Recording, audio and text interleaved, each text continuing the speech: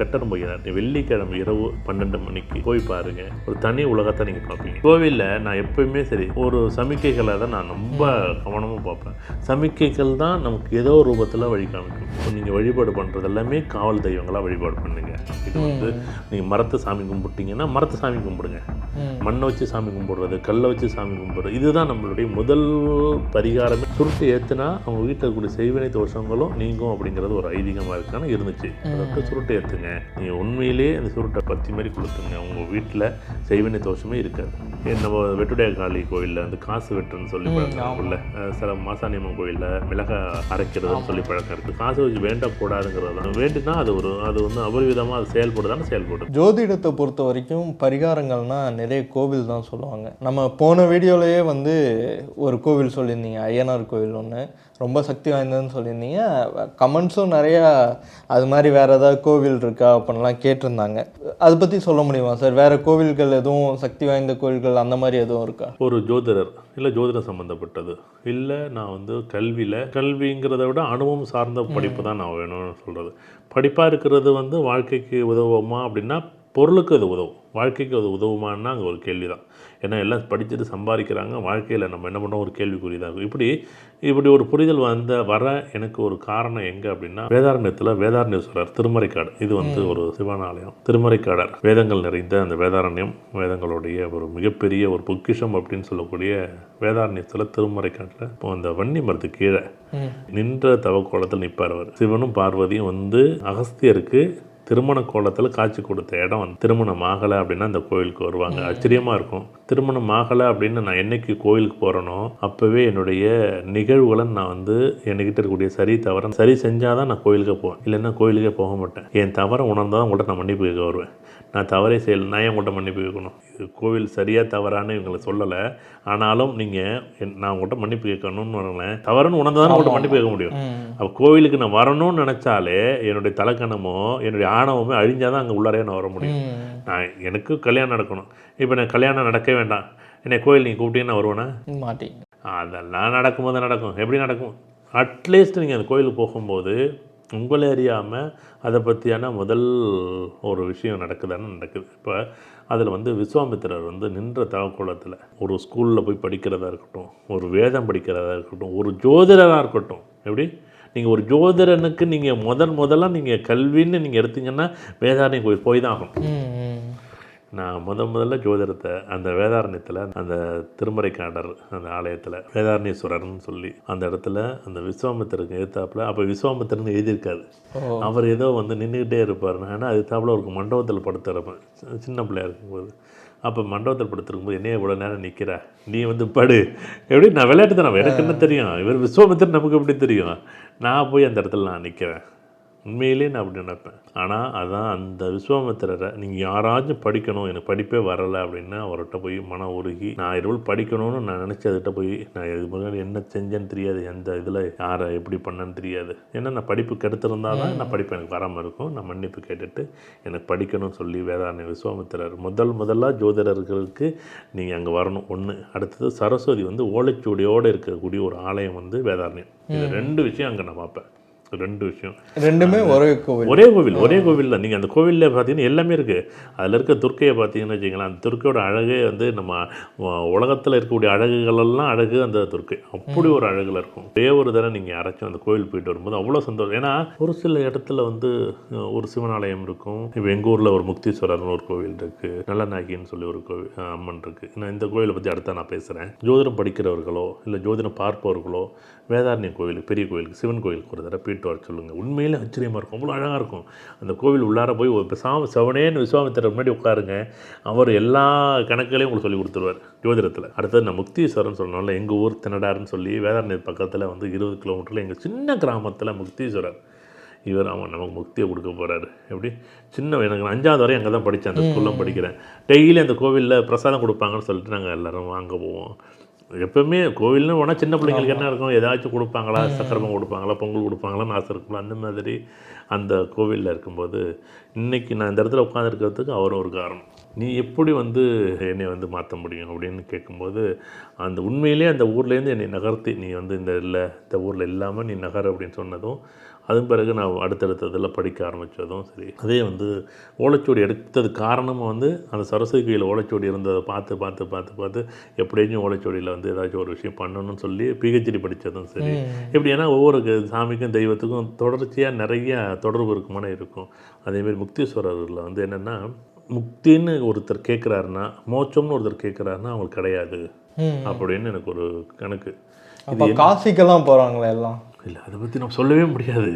அது என்னென்னா, இப்போ நிகழ்காலத்தில் ஒரு நடக்கலைன்னொன்னே தான் நம்ம எல்லாருமே, நீங்கள் இந்த வாழ்க்கை முடிந்ததுக்கு பிறகு நடக்க வேண்டிய முக்தி மோட்சம் இது உங்கள் கையிலையோ இது என் கையிலையோ இல்லை. என் கணக்கு கரெக்டாக இருந்துச்சுன்னா உங்கள் கணக்கு கரெக்டாக இருந்துச்சுன்னா அடுத்தது ஒரு இடத்துக்கு போடும். ஒரு நிகழ்வுக்கும் முக்திக்கும் இங்கே மோட்சங்கிற இந்த ஜீவன் மோட்சங்கிறதுக்கும் வித்தியாசம் இருக்கான வித்தியாசம் இருக்குது. முக்திங்கிறது வேறு, மோட்சங்கிற வேறு. ஆனால் நம்ம ரெண்டையும் என்ன சொல்கிறோம், இந்த போனுக்கு இந்த வயசு, இந்த மரத்து எத்தனை வயசாப்பா, 100 வயசாகிட்டு, அப்போ முதிர்ந்த நிலையை அடைகிறது இந்த முக்திங்கிற ஒரு நிலை. மோட்சங்கிறது அப்படி கிடையாது. இது ஆன்மா 100 வருஷம் இருக்கலாம், 200 வருஷம் இருக்கலாம், 300 வருஷம் இருக்கலாம், 400 வருஷம். 3 வயசு குழந்தை சூப்பராக பாட்டு போடும், 4 வயசு பையன் சூப்பராக விளையாடுவான், 10 வயசு பையன் சூப்பராக கொண்டாடுவாங்க. அப்போ அது வந்து ஜீவனுடைய ஆத்மாங்கிறதுக்கு அழிவே கிடையாது, அது வளர்ந்துக்கிட்டே இருக்கும். அந்த மோட்சங்கிறது தனி.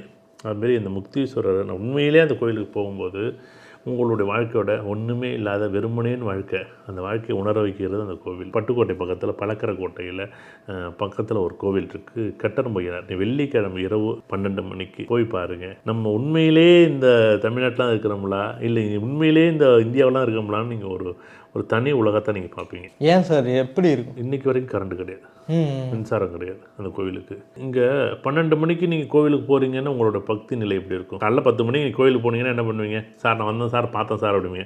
நைட்டு 12 மணிக்கு நீங்கள் ஜாதகம் பார்க்கணுன்னு வந்தால் எப்படி இருப்பீங்க? நினச்சி பாருங்கள். நைட்டு 12 மணிக்கு அந்த கடவுள் பார்க்க வரணும்னு நீங்கள் அந்த கோவிலில் போய் பார்த்தீங்கன்னா உண்மையிலேயே அந்த ஆழ்ந்த பக்தியை தான் நீங்கள் கொண்டு விடும். இல்லைன்னா சும்மா வெறுமனையெல்லாம் நீங்கள் போய் 12 மணிக்கு போவீங்களா என்ன? போவோம். இருக்கிற தூக்கத்தை வேகமாக இப்போ போயிட்டு வந்தால் 1 மணி நேரம் ஆயிரம், 12 மணி 1 மணி ஆயிரம். அடுத்த நாள் வேலை இருக்கும், அடுத்த நாள் உங்களுக்குன்னு ஒரு பழப்பு வச்சுருப்பீங்க. நீங்கள் 12 மணிக்கு நீங்கள் ஒருத்தர் போகிறார் அப்படின்னா அந்த பக்தி நிலை ஒன்று.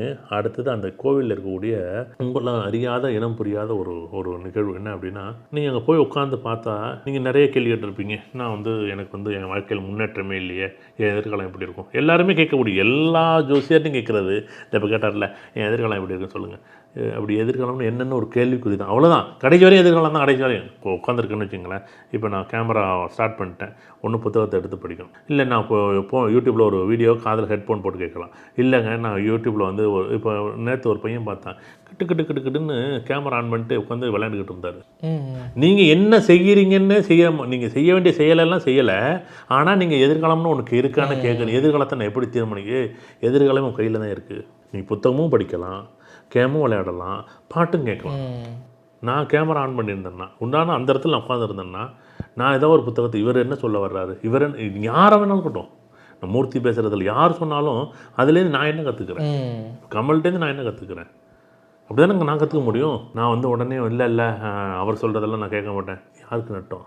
எதிர்காலம் ஒன்று கடைசி வரைக்கும் கேட்கல, அங்கே போய் எதிர்காலம் கேட்டால் அவன் ஒன்றும் வெறுமனே இருக்கும். அதை நான் ஒரு டீ கடை வைக்கலாம் நினைக்கிறேன். 4 பேர் 2-3 பேர் சேர்ந்து நான் ஒரு டீ கடை வைக்கிறதுக்கு பிரான்ச்சைஸில் வைக்க போகிறோம். அப்போ அங்கே ஒருத்தர் என்ன சொல்லுவார், இப்போ வேண்டாம் அப்படின்னு அவர் பேசிக்கிட்டு இருப்பார். அவர் பொருளை எடுத்துகிட்டு வரோம், இப்போ அந்த இளநீ எடுத்துகிட்டு வா அப்படின்னு அந்த கோவில் ஒருத்தர் கேட்குறாருன்னு வச்சுங்களேன்.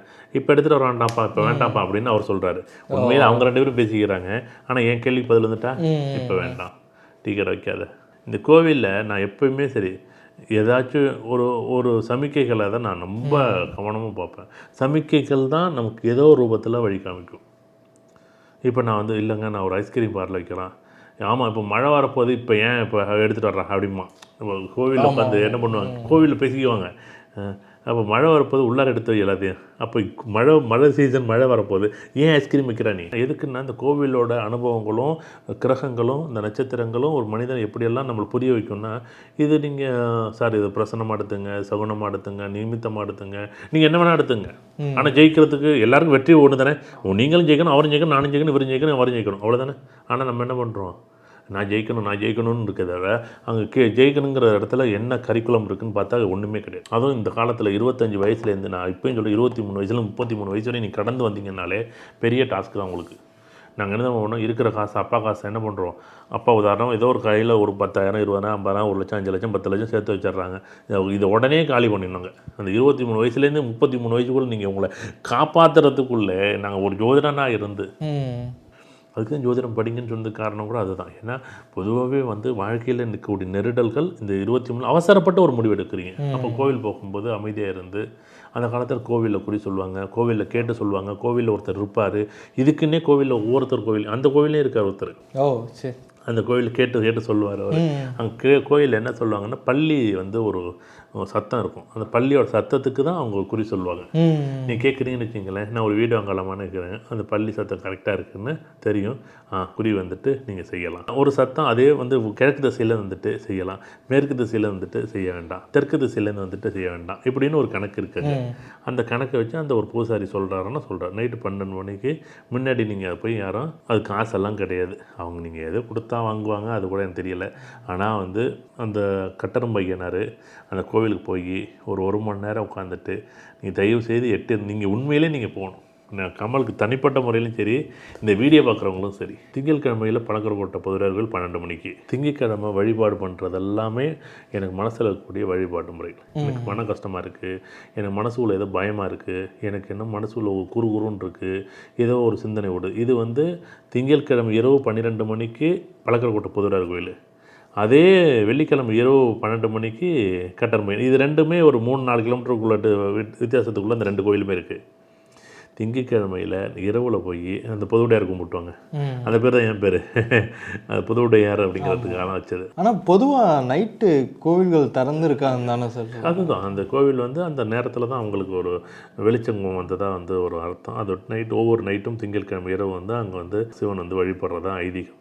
அதோட்டே அந்த கோவிலில் வந்து ஒவ்வொரு சோமவாரத்து அன்னைக்கும் திங்கட்கிழமை இரவு வந்து அந்த கோவிலில் வழிபாடு பண்ணுவாங்க. முழுக்க சொல்கிறது, மனம் சார்ந்த பிரச்சனை யாருக்கு இருக்குன்னா அந்த கோவிலுக்கு போங்க. சார் எனக்கு ரொம்ப நல்லாவே பயம் இருக்குது சொல்ல முடியாது சில பேர். ஆமாம், சில பேர் மனசுக்குள்ளே கலக்கம் இருக்கும், மனசுக்குள்ளே என்ன சொல்ல தெரியாது, என்னென்னே தெரியாது. அந்த மாதிரி இருக்கிறவங்க தயவு செய்து இது நீங்கள் ஒரு தடவை போயிட்டு வாங்க. அந்த ஒரு தடவை போயிட்டு வந்தால் தான் அந்த உணர முடியும். அப்படியே நீங்கள் இனம் புரியாத ஒரு அப்படின்னு இருக்கும்ல, சில கோவில்கள் மட்டும்தான் நமக்கு இருக்கும். நீங்கள் நைட்டு 12 மணி அந்த கோவிலில் இவ்வளோ பேர் எப்படா கூடுறீங்க, நடு சாமத்தில் தூங்கிட்டு இருக்கிறவங்க இப்படா கோவில் திறந்து இவ்வளோ பேர், ஏதோ ஒருத்தர் 2 பேர் வந்தால் ஆகிட்டு, 10 பேர் வந்தால் ஆகிட்டு, ஒரு 100 பேர் வந்தால் 1000 பேர் வந்தால் 2000 பேர் வந்தால் 10,000 பேர் வந்தால் பெரிய ஆச்சரியமாக இருக்கும். அந்த கோவிலில் போய் அது அந்த பக்தி, உண்மையான பக்தி. இப்போ நைட்டு 10 மணிக்கு நீங்கள் கோயிலில் கூட்டமாக இருந்துச்சுன்னா நைட்டு 12 மணிக்கு கோயில் கூட்டமாக இருந்துச்சுன்னா எப்படி இருக்கும்? நான் முதல்ல நீங்கள் வழிபாடு பண்ணுறது எல்லாமே காவல் தெய்வங்களாக வழிபாடு பண்ணுங்க. இது வந்து நீங்கள் மரத்தை சாமி கும்பிட்டீங்கன்னா மரத்தை சாமி கும்பிடுங்க, மண்ணை வச்சு சாமி கும்பிடுறது, கல்லை வச்சு சாமி கும்பிடுறது, இதுதான் நம்மளுடைய முதல் பரிகாரமே. நீங்கள் உங்களால் அந்த கல்லுக்கு பூஜை பண்ண முடியுமா, உங்களால் அந்த மரத்துக்கு பூஜை பண்ண முடியுமா, அதை நீங்கள் முதல் வழிபாடே தயவு செய்து நீங்கள் வழிபாடுங்கிறது, நீங்கள் மரம் தான் வழிபாடு, கல் தான் வழிபாடு. நீங்கள் மண்ணை பிடிச்சி வச்சாலும் அதுதான் கடவுள், நீங்கள் கல்லை பிடிச்சி வச்சாலும் அதான் கடவுள், நீங்கள் மரத்தில் ஒரு மஞ்சள் துணி கட்டி வச்சாலும் அதான் கடவுள், எங்கே வேணாலும் இருக்க கடவுள் நீங்கள். ஆனால் நீங்கள் வந்து நேரடியாகவே அதை போய் உங்களோட நேரடியாக பாருங்கள். இது பெரிய பெரிய கோயில்கள் நீங்கள் வந்து ஸ்ரீரங்கம் போகிறதோ இல்லை திருவண்ணாமலை போகிறதோ இதெல்லாம் ஒரு பக்கம் இருந்தாலும், நீங்கள் முழுக்க கோவில் வழிபாடு, கோவிலில் ஐயனார் வழிபாடோ முனீஸ்வரன் வழிபாடோ மதுரை வீரங்க வழிபாடோ இல்லை வந்து பெரியாச்சியோ சடச்சியோ இந்தமாரி. இது என்ன அப்படின்னா, இப்போ ஒன்றும் இல்லை, அந்த காலத்தில் என்ன பண்ணுவாங்கன்னா, எல்லா தெய்வங்களுக்கும் காவல் தெய்வங்களில் பொறுத்தளவுக்கு இப்போ மதுரை வீரன் இதுக்கெல்லாம் என்ன சுருட்டு ஏற்றுவாங்க. இந்த சுருட்டு ஏற்றுற பழக்கம் அவங்களுக்கு பிடிக்கும் அப்படின்னு, ஏன்னா முன்னோர்களுக்கு பிடிக்குங்கிறத சுருட்டு ஏற்றுனா அவங்க வீட்டில் இருக்கக்கூடிய செய்வினை தோஷங்களும் நீங்கும் அப்படிங்கிறது ஒரு ஐதீகமாக இருக்கான்னு இருந்துச்சு. அதை சுருட்டு ஏற்றுங்க, புகையிலே கொளுத்தணும் அப்படிங்கிறது தான் ஐதீகம். அதட்டு சுருட்டை கொளுத்துங்க. சுருட்டை கொளுத்துறதுக்கும் செய்வினைக்கும் சம்மந்தம் கிடையாது. இந்த நிக்கோட்டின் வந்து இவங்களுக்கு தேவைப்படுது. அது இப்போ வந்து யார் பயப்படுவா, யார் உள்ளுக்குள்ளே வந்து ஒரு பயம் இருக்கும் அப்படின்னா, நிக்கோட்டின் கம்மியாக இது வந்து ஒரு சில பேருக்கு இயற்கையாகவே வந்து ரத்தத்தில் வந்து அமைப்பு கம்மியாக இருக்கும். அந்த சுருட்டோட வாடை என்ன பண்ணும், இவங்களுக்கு நிக்கோட்டின் வந்து ஒரு சமப்படுத்தும். அப்போ வந்து பயப்பட மாட்டாங்க.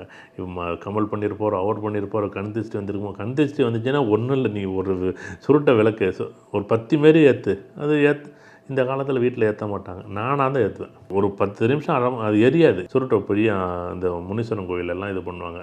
நீங்கள் உண்மையிலேயே அந்த சுருட்டை பத்தி மாதிரி கொளுத்துங்க. உங்கள் வீட்டில் செய்வினை தோஷமே இருக்காது. நீங்கள் இருக்குன்னு நம்பினீங்கன்னா எந்த மெஷர்மெண்ட் என்ன சிடி ஸ்கேனை பண்ண முடியும், எம்ஆர்ஐ ஸ்கேனை பண்ண முடியும். அதுக்கெல்லாம் பண்ணாத. நான் சொல்லுவேன், டாக்டர்கிட்ட போனேன், என்னுடைய நண்பர் ஒரு டாக்டர்கிட்ட நான் செக் பண்ணேன், பிளட்டை செக் பண்ணேன். பிளட்டை செக் பண்ணுறதுனால நீ மாத்திரையை கொடு அப்படின்னு. செக் பண்ணி அதானே கொடுக்க போகிற, அதே தான் கொடுத்துரு. உனக்கு முடிவு பண்ணிட்டியே, இந்த ஃபீவர் தான் முடிவு பண்ணிட்டேன், அதுக்கான மாத்திரையை கொடு, 2 நாள் சாப்பிட்டு போயிடுறேன். செக் பண்ணி தான் அதானே கொடுக்க போகிறீங்க. எம்ஆர்ஐ ஸ்கேன் செக் பண்ணி இப்போ அங்கே என்ன செக் பண்ண முடியும்? நம்ம செய்வினை செஞ்சுருக்குன்னு எங்கே யாராவது செக் பண்ணி பார்க்க முடியும்? நீங்கள் எங்கேயாச்சும் செய்வினை பண்ணியிருக்கான்னு சொல்கிறாங்கல்ல, எங்கேயாச்சும் ஒரு மெஷர்மெண்ட்டை சொல்லுங்கள். பண்ண முடியாது. நீங்கள் சொல்கிற சிம்டம்ஸ்னு ஒன்று சொல்கிறீங்கல்ல, அந்த சிம்டம்ஸ் எல்லார் வீட்லேயும் இருக்கும். பயம் இருக்கும், நடுக்கம் இருக்கும், நடக்கவே நடக்காது, ஒன்றும் இல்லை. 10 நாள் வீட்டில் விளக்கேற்றாம விடுங்க, அது இருண்டு போடும் அந்த வீடு. அப்புறம் என்ன பண்ணும்? இப்போ விளக்கேற்றினா முடிஞ்சு போச்சு, அவ்வளோதானே ரீசனு. நீங்கள் விளக்கேற்றுன்னு சொல்லி உங்கள் வீட்டில் விளக்கு சந்தோஷமாக இருக்கும். ஆனால் நம்ம என்ன பண்ணுறோம், அதுக்கு ஒரு பரிகாரம்னு சொல்லி அதுக்கு ஏன்டா இவ்வளோ பரிகாரம் பண்ணுறீங்க? அதுக்கு 33,000 பரிகாரமா, 33,500 பரிகாரமா? அதுக்கு 33,500 பரிகாரம் பண்ணுறது 3 விளக்கேற்றினாலே போதும் வீட்டில். சார் அது கூட பரவாயில்ல. 33,000க்கு பண்ணால் 50% நல்லா இருக்கும், 3 லட்சத்துக்கு பண்ணால் 90% நல்லா இருக்கும்னு பண்ணுறாங்க. அப்படியே என்ன காசு கூட பரிகாரத்துக்கு பவர் அதிகமாகிட்டே இருக்கு சார். இதுதான் நான் தவறுன்னு சொல்கிறேன். இந்த மூட நம்பிக்கை தான் நான் ஜோதிடத்தில் வேண்டான்னு சொல்கிறேன். எனக்கு அதுதான் சொல்கிறேன். நீங்கள் 3 நாள், நீங்கள் 30 ரூபா இல்லை 20 ரூபா தான் வரும், அது ஒரு பெரிய பண்டிலே.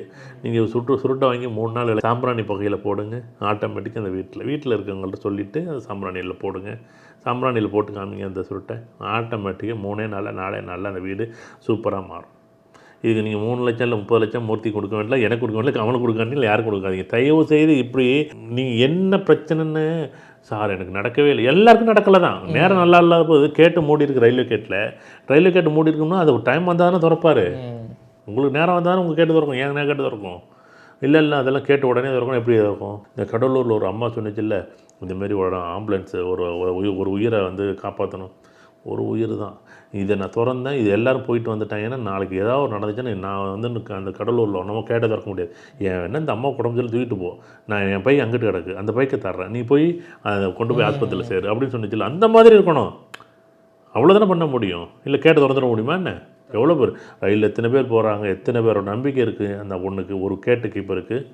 அதேமாரி இங்கே ஜோதிடம்னு ஒன்று இருக்குது, எத்தனை பேரை காப்பாற்றுறது இருக்குது. இல்லை அதெல்லாம் இல்லை, இது பரிகாரம் பண்ணால் எப்படி நடக்கும்? பரிகாரம் பண்ணுங்க, நான் வேண்டான்னு சொல்கிறேன். ஆனால் காசு இருக்கவங்க பண்ணுங்கள், காசு இல்லாமல் என்ன பண்ணுவீங்க? அதுதான் எனக்கு கோவம் வர்றது ரொம்ப போச்சு. இப்போ நீங்கள் சுருட்டு வச்சு கும்புறதெல்லாம் சொன்னீங்க சார், காலம் மாற சில விஷயங்கள்லாம் மாற்றுவாங்க. சுருட்டுக்கு பதிலாக சிகரெட்டெல்லாம் வச்சு சில கோயில்களில் இருக்கும். சிகரெட்டெல்லாம் இல்லை, சிகரெட்டெல்லாம் ஆகாது. இல்லை சில கோயில்கள் பார்த்தோம், தெரியாதவங்க, விஷயம் தெரியாதவங்க அது கிடைக்கல, இதான் கிடைச்சிச்சுன்னெலாம் நிறைய கோயிலில் வச்சுருப்பாங்கல்ல. இப்போ அதெல்லாம் எப்படி சார் பார்க்குறேன்? அதெல்லாம் லாஜிக்கே கிடையாது. தயவுசெய்து சுருட்டுங்கிறது போயிலையில் சுருட்டக்கூடிய ஒரு விஷயம். அதுதான், அந்த சுருட்டை தான் நம்ம இது பண்ணணும். அதுக்கு பிறகு வந்து சிகார்னு சொல்கிறாங்க, அந்த மாதிரி கூட பயன்படுத்திக்கலாம். அது வந்து புயலையோடு சம்மந்தப்பட்டிருக்கணும். அந்த சுருட்டுக்கான புயலை வேறு, சிகரெட்டுக்கான புயலை வேறு. இது ரெண்டுக்கும் வித்தியாசம் இருக்குன்னா, ஏன்னா நாங்கள் புயலை விளையிற பூமியிலேயே வளர்ந்தது நாங்கள். அது எங்கள் உன்னைக்கும் வந்து எங்கள் வீட்டில் வந்து பார்த்திங்கன்னா கண்ணி கட்டியே வச்சுருப்போம் அந்த புயலே. அது வந்து சாமிக்கு வச்சுருப்போம், சாமிக்கு வந்து அது ஒரு பரிகாரமாக எங்கள் வீட்டில் வச்சுருப்போம். கண்ணி கட்டி அந்த ஒரு 64 இலை அப்படிங்கிறது ஒரு கண்ணி, இல்லை 32 இலையை கட்டி வீட்டில் வச்சுருப்போம். அதனுடைய ஒரு சந்தோஷம் எங்கள் வீட்டில் இன்றைக்கே இருக்குது. அந்த சுருட்டை நீங்கள் குடிக்கக்கூடாது புகையிலையை.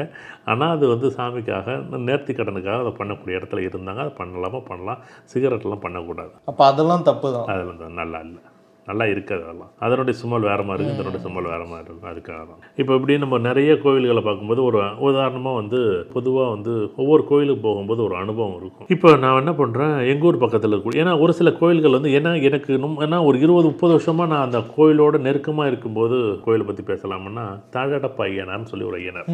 நீங்கள் ஐயனாரை பற்றி பேசணும்னா 100 ஐயனாரை பற்றி நான் பேச முடியும், 100 சீரியல் நடக்க முடியும். இப்போ அந்த தாழடப்ப ஐயனார், தாடப்பையனான்னு சொல்லுவாங்க. தாழடப்பையனாருங்கிறது அந்த பேர், அது ஊரோட பேர் வந்து வாய்மீடு. அந்த கோவிலில் வந்து படிக்கட்டுறன்னு ஒரு பழக்கம் இருக்குது. நீங்கள் அந்த தாழடப்பையனார் பற்றி நம்ம முன்னாடியே பேசியிருப்போம். ஆனாலும் வந்து அந்த கோவிலுக்கு நீங்கள் மனசார வேண்டிக்கிட்டு, உதாரணமாக உங்களுக்கு வர வேண்டிய பணமோ பொருளோ நீங்கள் வந்து மனசார உண்மையிலே நான் கொடுத்தேன், ஒருத்தட்ட நான் கொடுத்தேன், ஆனால் அந்த கோவிலில் போய் வேண்டிக்கிட்டு வந்தால் அந்த கோவிலில் அந்த பணம் திரும்ப வருதான்னா திரும்ப வரும். ஆனால் படிக்கட்டுற பழக்கம்னு ஒன்று இருக்குது. அதை தயவு செய்து, அது போன தடவை சொன்னேன், நீங்கள் போன தடவை பேசும்போதே யாரும் முயற்சி பண்ணாதீர்கள் அப்படின்னு சொல்லி தான் பேசுனீங்க. ஏன்னா இன்றைக்கி சாமி கடவுள் ஒரு பக்கம் இல்லை இருக்குது அப்படின்னு ஒரு பக்கம் நினைக்கிறாங்க. நான் பார்த்து பார்த்து சங்கடப்பட்டேன். ஒரு வேண்டிட்டு வந்துட்டோம்னு வச்சுங்களேன், அந்த மறுபடியும் அந்த நிலைப்பாடுங்கிறது ரொம்ப கஷ்டமாக இருக்குது. அதை தொட்டு தயவு செய்து பணம் வரணும், பணம் என்னிட்ட ஏமாற்றிட்டாரு, பணம் கொடுக்கணும், என்னை பற்றி ஒரு தவறாக பேசுகிறாருன்னு நீங்கள் சொல்லிட்டு வந்துட்டீங்கனாலே போதும். வேணும் முடிஞ்சால் உங்களால் முடிஞ்ச ஒரு அர்ச்சனை பண்ணுங்கள். போனால் ஒரு 100 200 உங்களுக்கு அங்கே இருக்கக்கூடிய ஐயருக்கோ இல்லை ஏதோ உங்களுக்கு செய்யணுமோ செஞ்சுடுங்க. ஒரு வாழைப்பழத்தை வாங்கி வச்சுட்டு வாங்க, அவ்வளோதான். அந்த கோயிலுக்கு போயிட்டு சொல்லிட்டு வந்தால் போதும். எனக்கு அதுதான் சொல்கிறேனே தவிர மற்றபடி இன்னும் சின்னோண்டு கோயில், ரொம்ப பழைய கோயிலாக இருக்கும். அந்த கோவில் ரொம்ப பழைய கோயில், சின்ன கோயிலாக இருக்கும். அந்த கோயிலுக்கு நீங்கள் போயிட்டு வரும்போது ஒரு பெரிய விஷயமா இருக்கும். படிக்கட்டுறதுன்னா என்ன? அதுக்கு ஒரு பணம் வச்சு அங்கே ஒரு பழக்கம் சும்மா, அதாவது நம்ம படியில் வச்சு அந்த பணத்தை வேண்டிக்கிட்டு இந்தமாரி சொல்லுவாங்க, இதுமாரி என் பணத்தை இதுமாரி கொடுக்காம ஏமாற்றிட்டாரு, இது என்ன அப்படின்னு சொல்லி அது ஒரு சம்பிரதாயம் இருக்குது. நம்ம ஊரில் எப்படின்னா தத்து கொடுக்குற மாதிரி அது ஒரு நிகழ்வு. அது அங்கே போய் கேட்டோம்னா அது இப்போல்லாம் மாறி போச்சு. நான் சொல்கிறாலும் 30 வருஷத்துக்கு முன்னாடி. ஆனால் இன்றைக்கும் அந்த பழக்கம் இன்றைக்கி எனக்கு தெரியுமான்னா எனக்கு நல்லாவே நான் பார்க்குறோம் அதை. ஏன்னா அந்த கிராமத்தில் இருக்கிற தொட்டு அந்த மாதிரி ஒரு நிகழ்வு. அது கொஞ்சம் கவனமாக நம்ம எடுத்துக்கணும். நம்ம வெட்டுடைய காளி கோயிலில் காசு வெட்டுன்னு சொல்லி பழக்கம் இல்லை, சில மாசாணியம்மன் கோயிலில் மிளகா அரைக்கிறதுன்னு சொல்லி பழக்கம் இருக்குல்ல, இந்த மாதிரி இங்கே இந்த படிக்கட்டுறதுன்னு சொல்லி ஒரு பழக்கம் இருக்குது.